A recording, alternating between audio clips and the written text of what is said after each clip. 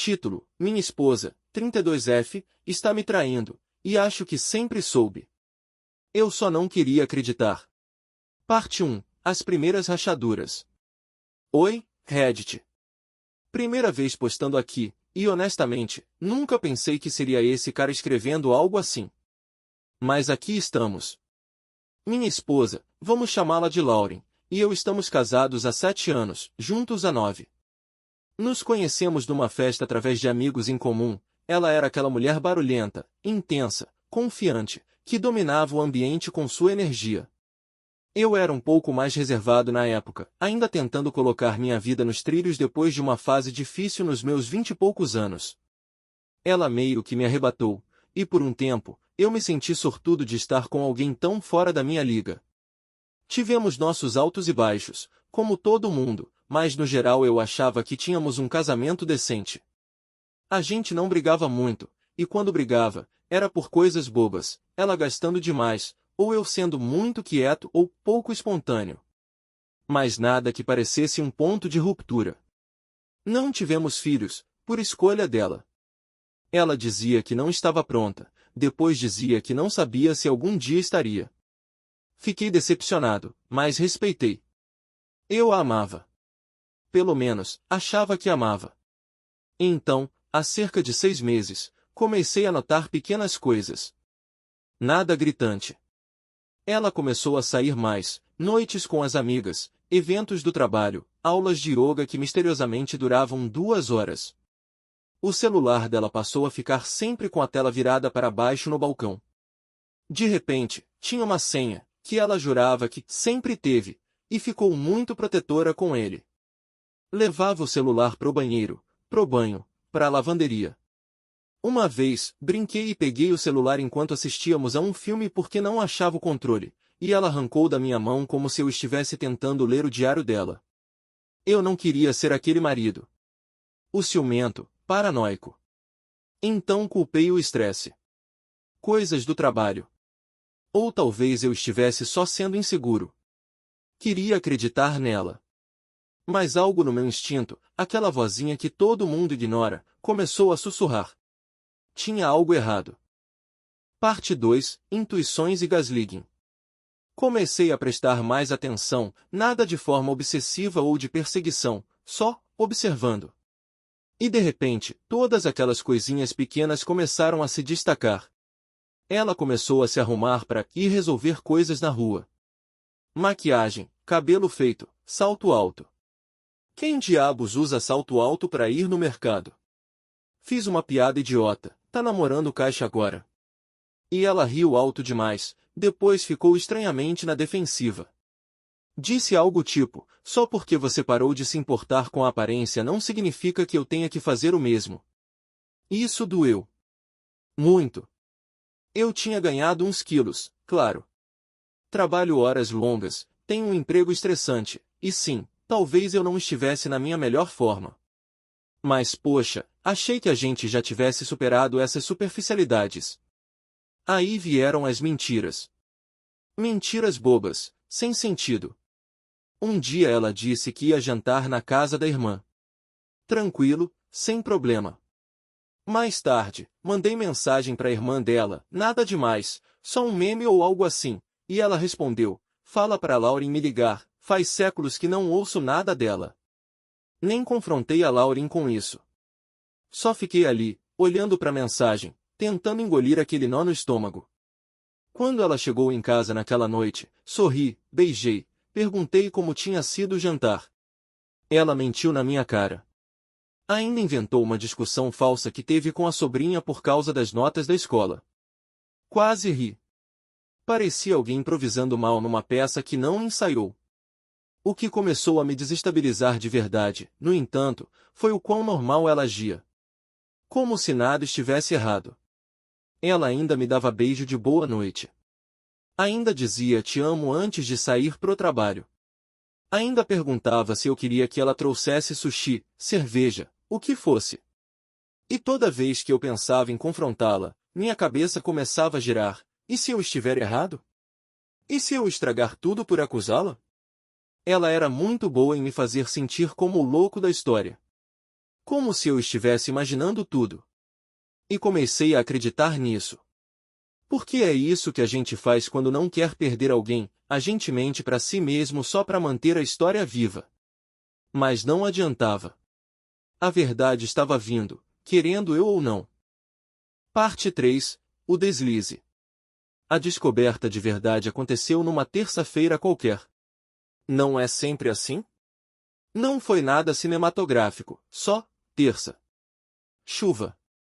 Saí mais cedo do trabalho porque um cliente cancelou de última hora, e pensei em fazer uma surpresa para ela, trazendo o jantar daquele restaurante tailandês que ela gosta. Cheguei em casa por volta das 17h30.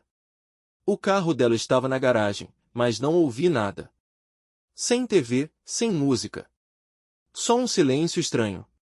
Chamei, Lauren. Nada. Achei que ela pudesse estar tirando um cochilo, então subi as escadas. Foi aí que ouvi uma voz masculina, baixa, abafada, vindo do quarto.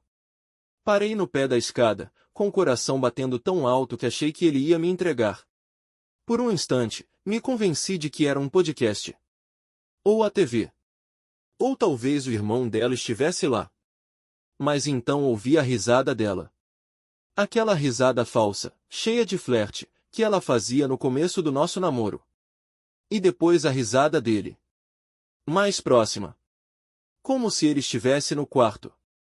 Como se estivessem na cama. Meu corpo se mexeu antes do meu cérebro entender. Empurrei a porta do quarto, e lá estavam eles. Nus. Emaranhados. Pego no ato. Ela gritou.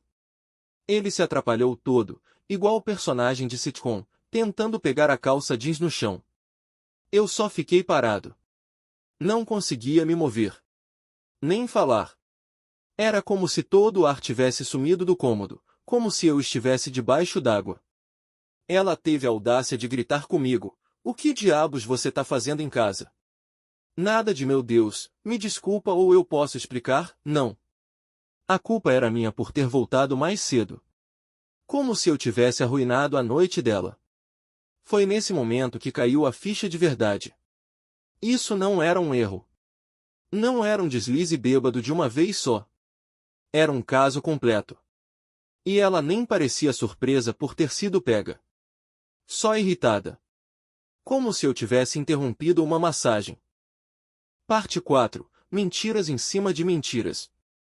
Então lá estou eu, parado na porta, com a sacola de comida tailandesa ainda na mão feito um idiota, enquanto um cara meio nu passa correndo por mim e desce as escadas. Não impedi ele. O que eu ia fazer? Socar o cara? Ele não foi quem fez votos comigo. Aliás, ele parecia tão assustado quanto eu. Lauren vestiu um roupão e imediatamente entrou em modo de defesa. Nada de arrependimento. Nem vergonha. Só mentira fria e calculada, como se fosse automático para ela. Não é o que parece. Juro por Deus, ela realmente disse isso. Eu ri. Ri alto mesmo, porque o que mais você faz quando entra no quarto e vê sua esposa transando com outro cara e ela manda um clichê de série de comédia? Aí começaram as tentativas de justificar. Ele não significa nada. Foi só um erro. Aconteceu uma vez só. Mentira, ela tinha deixado escapar o nome dele antes. Ela conhecia bem o cara. Isso começou recentemente. Juro, eu ia terminar com ele. Então por que você estava pelada na nossa cama às 5h30 da tarde de uma terça-feira? Cada vez que eu desmentia uma mentira, ela mudava o discurso. Quando isso não funcionava, ela começou a me atacar. Se você não estivesse tão distante ultimamente, você se largou. Eu nem me sinto mais vista nesse casamento. O nível de gaslighting foi olímpico. De repente, eu tinha passado de marido amoroso trazendo o jantar para fracassado emocionalmente negligente que praticamente forçou ela a trair. Parecia que ela vinha ensaiando esse discurso há meses, só esperando a hora certa para entrar em cena. E o pior de tudo? Uma parte minha, pequena, quebrada, começou a acreditar. Começou a pensar: talvez eu não tenha sido o suficiente. Talvez eu tenha empurrado ela para isso. Mas essa parte não durou muito. A raiva veio com força e apagou isso na hora. Mas por um momento, ela quase me convenceu. Foi assim que a manipulação dela me afetou. Ela nem chorou. Parte 5. O início da queda. Depois do confronto inicial, eu não gritei. Não quebrei nada. Eu simplesmente desliguei. Fiquei completamente anestesiado. Lembro de sair calmamente do quarto, colocar a sacola de comida tailandesa no balcão da cozinha feito um maldito robô, e ir sentar no sofá. Ela veio atrás de mim, ainda de roupão, ainda despejando mentiras e desculpas. Eu não queria que chegasse a esse ponto. Começou com mensagens, eu nunca achei que fosse fazer algo de verdade. Ele estava lá quando eu precisava de alguém. Era como se ela estivesse tentando transformar aquilo numa espécie de romance trágico e inevitável, como se fossemos personagens de um livro do Nicholas Sparks, e não dois adultos cujo casamento ela acabou de destruir com napalm.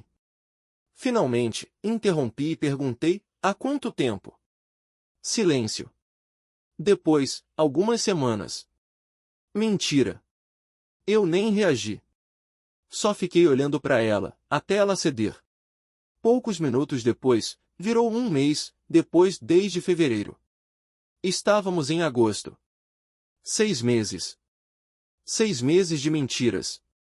De voltar para casa comigo. Dormir na nossa cama.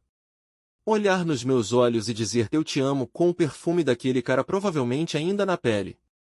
Perguntei quem ele era. Ela disse que era um amigo do trabalho.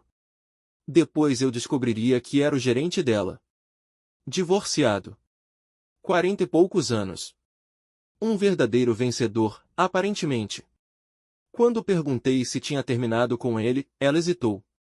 Isso já me disse tudo. Ela não parou porque se sentia culpada. Parou porque foi pega. Eventualmente, ela subiu as escadas, murmurando algo sobre precisar de espaço para pensar. Eu só fiquei ali no sofá, encarando a tela preta da TV até escurecer. Não conseguia chorar. Não conseguia me mover. Parecia que meu cérebro tinha se desconectado do meu corpo. Essa era a mulher com quem eu compartilhei uma vida. A mulher com quem comprei uma casa. A mulher que eu defendi para os meus amigos quando diziam que ela era egoísta, fria ou um pouco flertadora demais com outros caras. Eu construí meu mundo ao redor dela. E agora, eu nem sabia mais quem ela era. Parte 6. Desmoronando. Na manhã seguinte, acordei no sofá. Meu pescoço estava travado, minha boca seca, e por um breve instante, esqueci o que tinha acontecido. Então tudo veio à tona de novo como um caminhão me atropelando. Achei, por um momento, que ela teria ido embora. Mas não, ela estava na cozinha como se nada tivesse acontecido, fazendo café. Parecia cansada, sim, mas não havia tristeza. Nenhum precisamos conversar. Nenhum sinal de arrependimento. Só, você quer torrada. Torrada. Como se a gente não tivesse acabado de explodir nosso casamento inteiro na noite anterior. Disse a ela que precisava de respostas. Respostas de verdade, dessa vez. Nada de alterar a linha do tempo. Nada de minimizar com foi só um envolvimento emocional. E definitivamente nada de jogar a culpa em mim pelas escolhas dela. Foi aí que ela mudou de tática de novo. Agora ela era a vítima. Você nunca me ouvia. Eu me sentia sozinha. Você estava sempre trabalhando. Admito, sim, eu trabalho muito. Tenho meu próprio negócio, é estressante. Mas sempre fiz questão de estar presente para ela. Planejava viagens. Noites especiais. Até surpresinhas bobas. Aquela comida tailandesa que eu trouxe? Dirigi 30 minutos fora da minha rota para pegar. Mas, aparentemente, isso não era suficiente. Ela disse que não planejou. Que simplesmente aconteceu. Mas então perguntei sobre umas cobranças de hotel que tinha notado alguns meses atrás. Coisas que já tinha questionado antes, e ela tinha dito que era para um dia de spa com a amiga Mega. Agora ela admitiu que não estava com a Mega. Nem piscou. Senti um enjoo profundo. Como se todo o meu casamento tivesse sido uma peça cuidadosamente encenada, e eu, a plateia, aplaudindo feito um idiota enquanto ela repetia falas ensaiadas. Ela disse, a gente pode simplesmente superar isso. Eu disse, superar isso. Ela disse, eu cometi um erro. Eu não quero me divorciar. Erro? Derrubar o celular na privada é um erro. Dormir com seu chefe por 6 meses enquanto mente pro seu marido todos os dias, isso é uma campanha. Mas uma parte de mim, a parte quebrada, patética, queria sim superar. Só para a dor parar. E isso me assustou profundamente. Parte 7. Descendo pela toca do coelho. Depois daquele café da manhã miserável, percebi uma coisa: se eu quisesse tomar qualquer tipo de decisão, ficar, ir embora, gritar ou me esconder num buraco, eu precisava do quadro completo. Eu não confiava mais em uma palavra que saía da boca dela, e meu instinto dizia que eu só tinha arranhado a superfície. Então comecei a cavar. Primeira parada? O celular dela. Ela tinha ido tomar banho e, pela primeira vez em semanas, deixou o aparelho carregando no quarto. Desbloqueado. Talvez tenha vacilado. Talvez achasse que eu não iria mexer. De qualquer forma, considerei aquilo um sinal, de seja lá qual Deus estivesse assistindo esse acidente em câmera lenta. E posso te dizer, estava tudo ali. Mensagens. Fotos. Áudios. Ela nem se deu ao trabalho de apagar a conversa com ele. Talvez achasse que ainda tinha tempo. Talvez só não se importasse.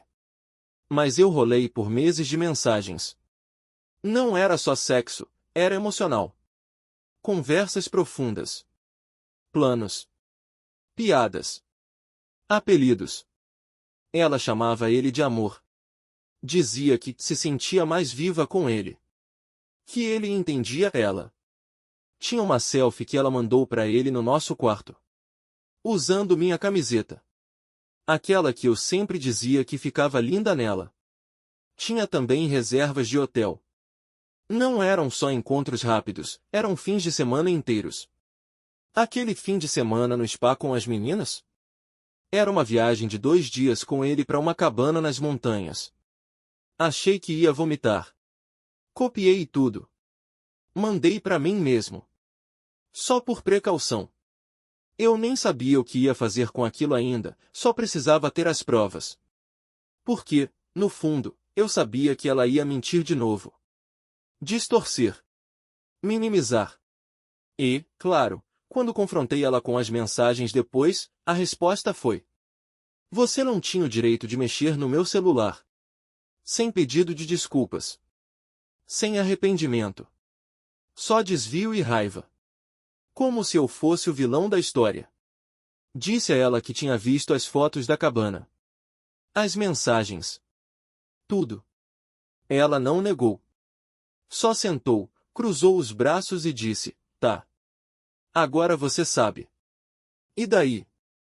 E daí? E daí? Foi aí que algo quebrou dentro de mim. Um tipo de quebra silenciosa, sem grito, sem raiva. Só, final. Naquele momento, eu soube, não havia mais nada para salvar. Parte 8. O interruptor vira. Algo mudou dentro de mim depois que ela disse aquilo, e daí? Foi como se o interruptor tivesse virado. Até aquele momento, eu estava em queda livre. Choque.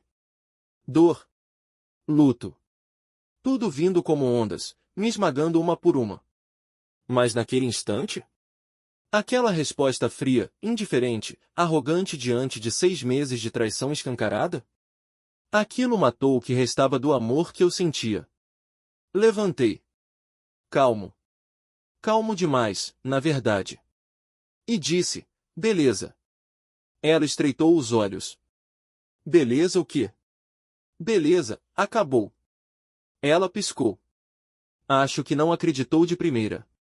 Estava acostumada com o cara quieto, compreensivo, o que sempre perdoava. Aquele que deixava passar. O que sempre dava o benefício da dúvida. O cara que inventava desculpas por ela, mesmo quando ela não merecia. Mas dessa vez, eu estava falando sério. Subi as escadas. Peguei uma mochila. Comecei a jogar umas roupas dentro, jeans, algumas camisetas, meu notebook, carregadores. Sem drama. Sem gritaria.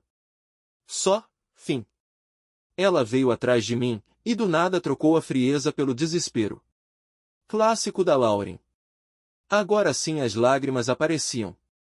Agora sim ela bloqueava a porta, implorando, segurando meu braço. Disse que eu estava exagerando, que poderíamos fazer terapia, que não precisava acabar assim.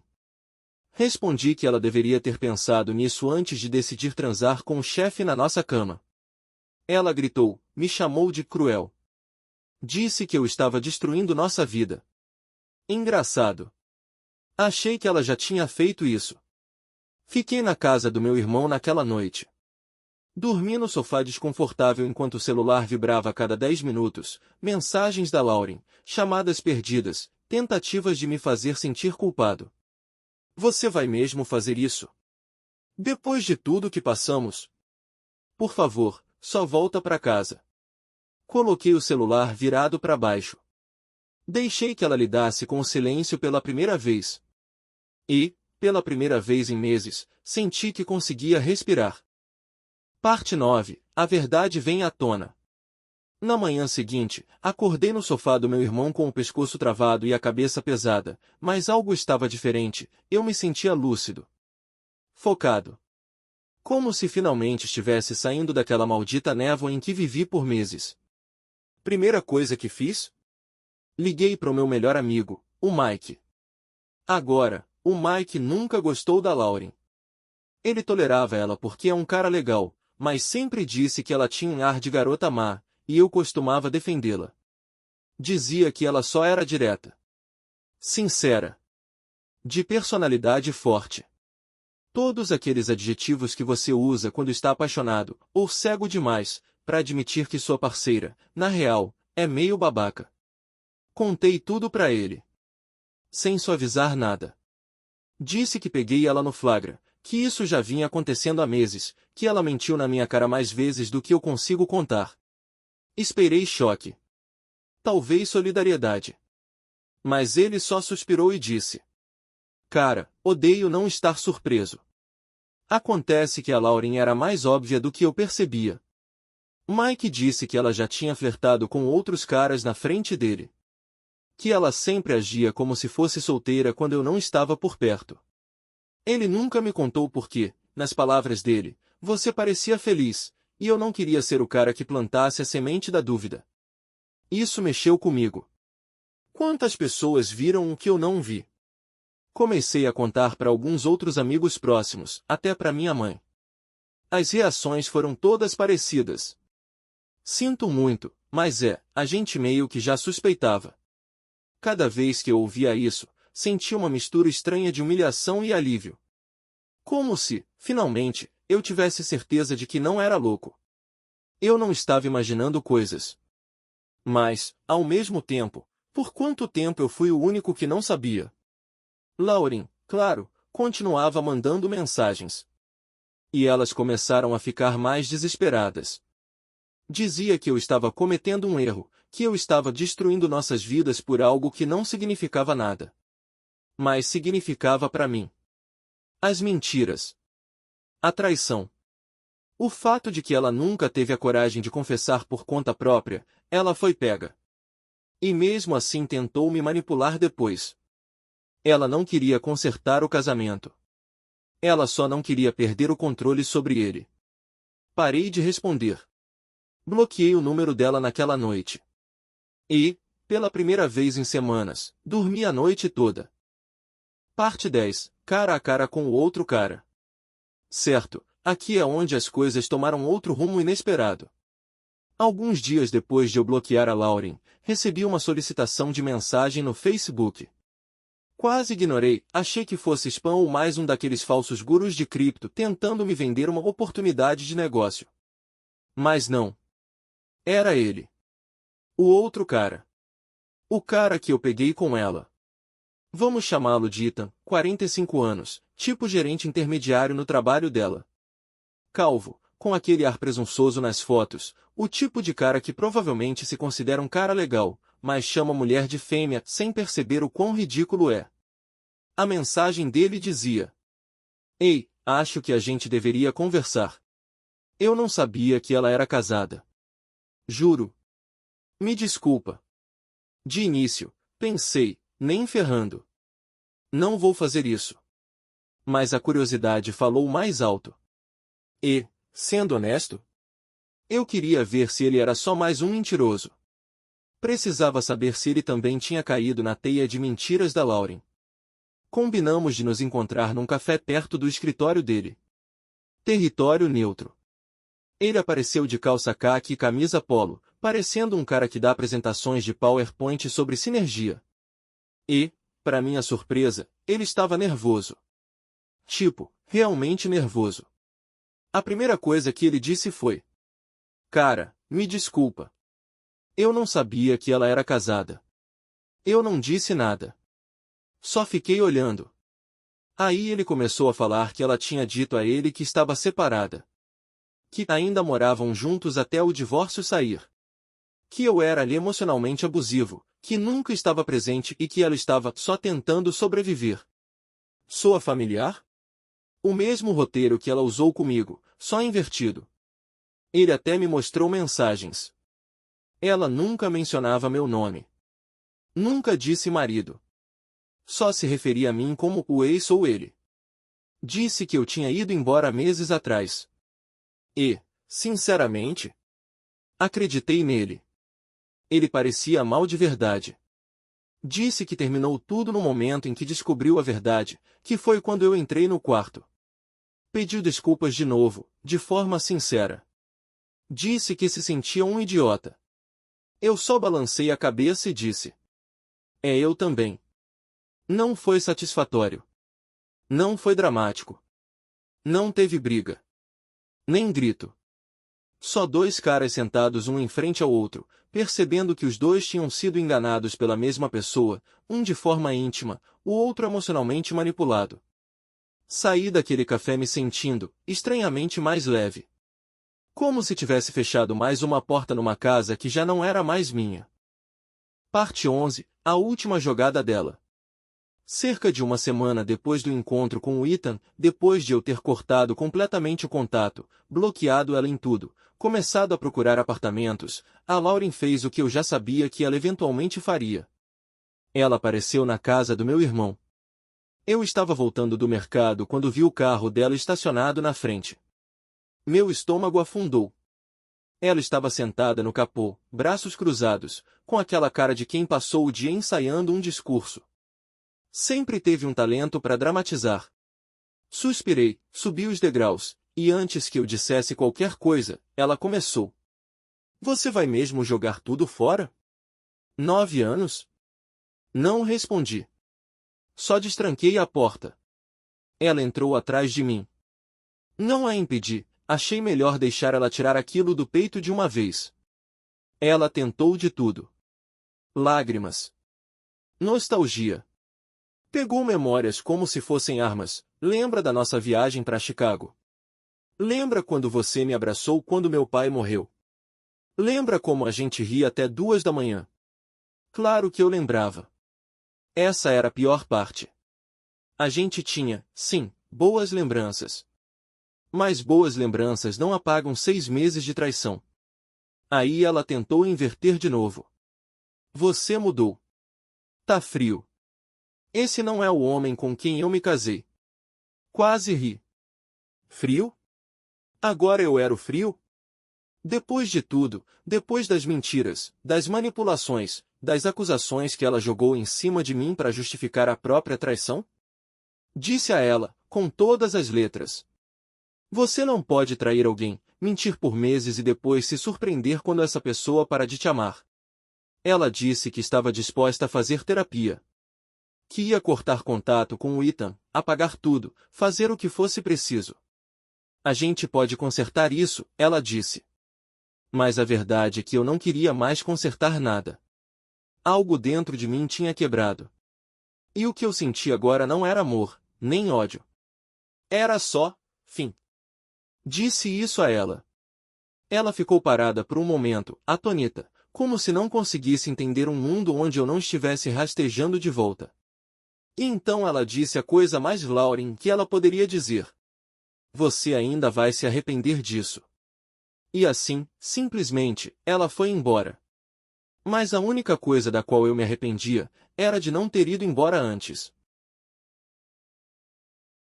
Parte 12. Recolhendo os cacos.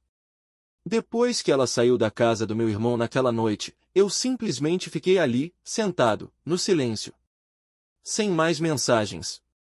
Sem mais caos. Só o silêncio.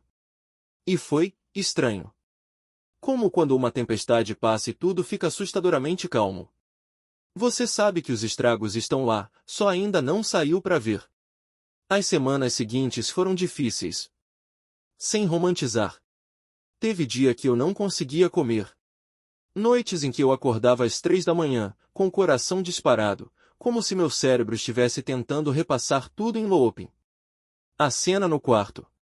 As mensagens. O rosto dela quando foi pega.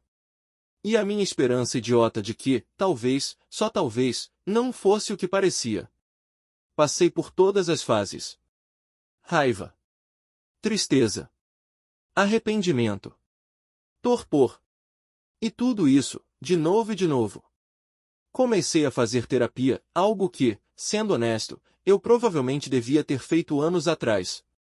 Meu terapeuta me ajudou a enxergar algo que eu ainda não tinha aceitado por completo. Aquilo não era só sobre traição. Era sobre a erosão lenta da minha autoestima ao longo do tempo. Porque a Lauren não apenas me traiu, ela foi me desgastando aos poucos, por anos. Os comentários sobre meu peso. O jeito que me fazia sentir entediante. As reviradas de olhos quando eu tentava falar sobre coisas que gostava. O fato de que toda briga, de algum jeito, acabava comigo pedindo desculpas. E eu aceitava. Porque achava que amor era isso. Compromisso. Sacrifício. Mas não era amor. Era controle. E eu tinha confundido os dois. Essa constatação doeu mais que a própria traição. Mas também me libertou. Voltei a me exercitar, não por vingança, nem para ter um glow-up, mas porque queria me sentir forte na minha própria pele. Me inscrevi numa aula de fotografia, algo que eu amava antes dela revirar os olhos e dizer que era dinheiro jogado fora. Comecei a construir meu próprio espaço, emocional e físico. Pela primeira vez em quase uma década, me senti eu de novo. Não o marido dela. Não o cara quieto. Só eu. Parte 13. Reconstruindo a mim mesmo. Algo estranho acontece quando você finalmente se livra de alguém tóxico. Você começa a enxergar o quão pequeno seu mundo tinha se tornado com essa pessoa. Eu costumava moldar todo o meu dia em torno da Lauren. O humor que ela estava. O que queria jantar. Se estaria em casa ou com as amigas. Eu não percebia o quanto da minha vida tinha sido colocada em segundo plano só para que a dela funcionasse bem. Agora que ela estava fora do quadro, comecei a preencher esse espaço com coisas que realmente importavam para mim. Me mudei para um apartamento pequeno de um quarto, não muito longe da casa do meu irmão. Não era luxuoso, mas era meu. Sem bilhetes passivo-agressivos na geladeira. Sem tensão ao entrar pela porta. Só paz. Comprei uma câmera DSLR usada e comecei a fazer caminhadas nos fins de semana, tirando fotos. Nascer do sol. Prédios antigos. Esquinas aleatórias da cidade. Nada sofisticado. Só coisas que eu tinha parado de notar enquanto passava os dias pisando em ovos por causa dos humores de outra pessoa. Reatei laços com pessoas que eu tinha deixado de lado, amigos que já tinham me dito que a Lauren nos deixava desconfortáveis. Uma dessas pessoas, a Sarah, me disse direto. Você tá mais você agora do que eu via há anos. Passei a dormir melhor. Comer melhor. Até a sorrir mais. Não aquele sorriso forçado, educado, que eu usava em jantares com os colegas de trabalho dela, um sorriso de verdade. Claro, ainda tinham dias ruins. Ainda tinham momentos em que algo aleatório, uma música, um cheiro, uma rua, ativava uma lembrança e me acertava como um soco no estômago. Mas esses momentos passavam. E quando passavam, eu me sentia mais forte. Não porque eu não sentia mais dor, mas porque eu sabia que tinha sobrevivido a ela. Ela tentou entrar em contato algumas vezes. Números desbloqueados. E-mails anônimos. Só queria saber como você está. Eu não respondi. Não devia isso a ela. Perdão, percebi, não é algo que você dá para outra pessoa. É algo que você dá para si mesmo, quando decide que ela não merece mais ocupar espaço na sua cabeça de graça. Eu ainda não estava completamente curado. Mas eu estava me curando. Finalmente. Parte 14. Lições dos escombros. Já se passaram alguns meses desde que tudo veio abaixo. Tempo suficiente para o pau baixar. Tempo suficiente para eu sentar com tudo isso e realmente enxergar, não mais pela lente da dor, mas por algo mais próximo da clareza. E eu aprendi algumas coisas. Primeiro, o amor não deveria doer assim. Não deveria parecer que você está sempre pisando em ovos, se questionando, ou se perguntando se sua parceira realmente gosta de você naquele dia. Eu confundi caos com paixão. Achei que estar constantemente desequilibrado significava que eu me importava. Mas, na verdade, aquilo era fome emocional, e eu chamava de intimidade. Segundo, se seu instinto está gritando, não ignore. Eu sabia. Lá no fundo, eu sabia que tinha algo errado. Mas queria ser um bom marido. Queria confiar. Ser leal. Aquele cara que não fuça, que acredita na parceira, que escolhe o amor em vez da desconfiança. Mas descobri que escolher o amor não significa virar capacho. Terceiro, as pessoas mostram quem são, se você estiver prestando atenção. Acho que a Lauren sempre teve essa frieza dentro dela. O sarcasmo, a manipulação, o jeito como ela mudava de doce para cruel num estalar de dedos. Eu só me recusei a enxergar. Transformei sinais vermelhos em desculpas. Pensava, ela é só intensa. Está estressada. Ela não é como as outras mulheres. E de fato não era. Era pior. Mas aqui vai a maior lição. Você consegue sobreviver à perda de alguém que achava que não conseguiria viver sem. Essa percepção me atingiu uma noite, enquanto eu estava sentado no chão do meu apartamento, comendo pizza requentada e rindo de um programa idiota com meu irmão. Olhei ao redor, pro silêncio, para a paz, para a ausência de drama, e me senti bem. Não incrível. Não superado. Só, bem. E depois de tudo, bem parecia um milagre. Parte 15. Se você está lendo isso. Então, aqui estamos. Se você chegou até aqui, acompanhando toda essa história bagunçada, antes de tudo, obrigado. De verdade. Escrever isso foi parte terapia, parte confissão, parte uma necessidade de ter alguém, qualquer pessoa, para ouvir e dizer, isso não foi certo. Você não merecia isso. E se você está lendo isso porque está passando por algo parecido, se tem algo dentro de você gritando, mas você continua dizendo que é só ansiedade ou insegurança, por favor, escute essa voz. Não é paranoia. É sabedoria envolta em medo. Olhando para trás, aqui está o que eu gostaria que alguém tivesse me dito há um ano. Não ignore as pequenas mudanças. O distanciamento. As mentiras que não batem. O jeito como, de repente, a pessoa protege o celular como se tivesse os códigos nucleares. Isso importa. Amor não significa sacrificar sua paz. Um relacionamento deve somar na sua vida, não te deixar constantemente questionando o seu valor. Você não pode consertar alguém que não quer melhorar. Eu tentei. Por anos, inventei desculpas para Lauren, achando que, se eu apenas a amasse mais, melhor, com mais força, ela mudaria. Mas as pessoas não mudam porque você quer. Elas mudam quando querem. E algumas simplesmente não mudam. Ir embora não é fracasso. Permanecer em um relacionamento sem amor e sem respeito é. E, acima de tudo, você vai ficar bem. Não de imediato. Não sem dor. Mas, eventualmente, você vai olhar para trás e perceber que a pessoa que te quebrou fez o maior favor da sua vida, te forçou a se reconstruir, mais forte, mais consciente, mais honesto e mais você do que jamais foi ao lado dela. Eu ainda não estou completamente curado. Mas estou livre. E liberdade, aprendi, é o primeiro passo para a cura. Então, se você está aí fora, sentado no carro chorando, ou andando pela cozinha enquanto seu parceiro te manipula pela quinta vez essa semana, saiba disso. Você não está louco. Você não é fraco. E você não está sozinho. Obrigado por ler. Um cara que finalmente foi embora.